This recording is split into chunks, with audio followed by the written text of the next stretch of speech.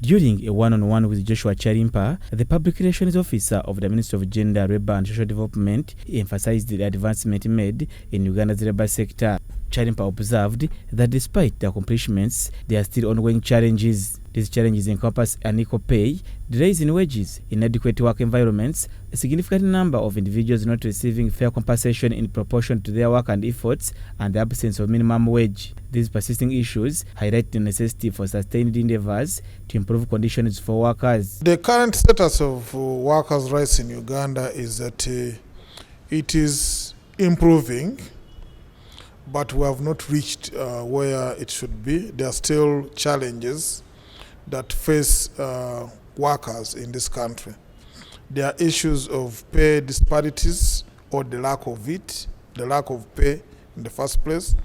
There are also issues of poor work environment in many places.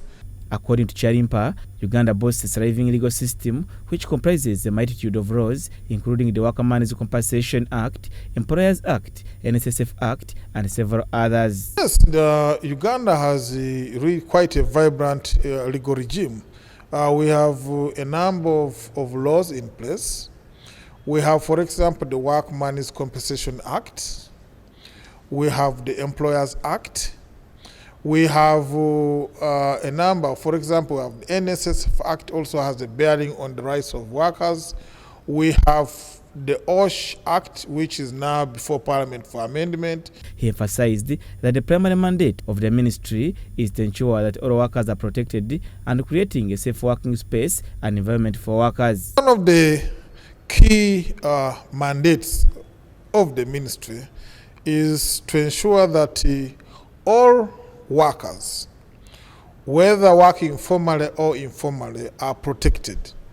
And by creating, the Ministry advocates for creating a safe working space and environment. Kyalimpa remarked on the matter of sexual harassment, stating that it is widespread and the ministry is taking steps to implement policies aimed at addressing the issue. The issue of sexual harassment is quite endemic.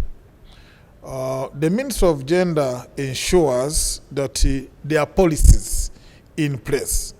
Of course, the legal regime does not tolerate in a way issues of harassment. He pointed out that worker exploitation extends beyond foreign-owned companies to also impact Uganda-owned ones, emphasizing that the Ministry of Gender is enhancing the safety and health department. Additionally, inspectors are being recruited to conduct visits to companies, engage with the workers, and assess their working conditions. Well, I'm not sure that the torture is happening only in industries that are owned by foreigners.